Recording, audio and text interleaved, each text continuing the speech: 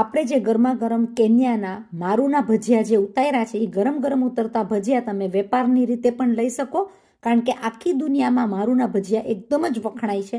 મારું ભજીયા એટલા સરસ લાગતા હોય છે કે લોટનું પડ બહુ આવે નહીં અને ભજીયા ખાવાની મજા જ આવે. ઓર આપણી રેસીપી એકદમ જ પરફેક્ટ છે. વાયરલ થયેલી આ રેસીપી બહુ જ સરસ જૂની જાણીતી કેન્યાની છે, પણ અત્યારે તો યુકે, ઇન્ડિયા બધે જ આ ફેમસ થઈ ગઈ છે. તો આપણે બનાવી નાખીએ ચટણી.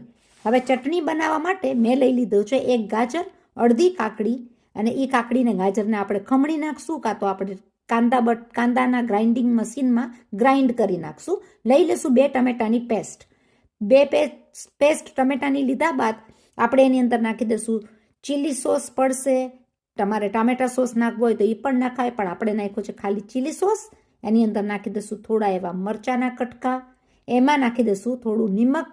અને આ ચટણી ખાવાની મજા બહુ જ સરસ આવે. જ્યારે તમે મારું ભજીયા ખાઓ એના ઉપર ભરી ભરીને ચમચા કેન્યામાં ખવાતા હોય છે ચટણી ખાવાની મજા આવે. કોરિએન્ડર એટલે કે ધાણાથી આપણે એને ડેકોરેટ કરી લેશું. તો આ આપણી ચટણી તૈયાર થઈ ગઈ છે. મારુના ભજીયાની સ્પેશિયલ ચટણી, જે તમે ચમચાથી પણ ખાઓ તો ધરાવ નહીં, એની તો ગેરંટી ભાઈ. બહુ સરસ લાગે ભજીયા ઉપર આ ચટણી ચમચાના હિસાબે ભરી ભરીને ખવાતી હોય છે. કેન્યામાં તો આ અત્યારના બહુ જ મોંઘા થઈ ગયા છે, પણ મારું ભજીયા છે બહુ જ ફેમસ.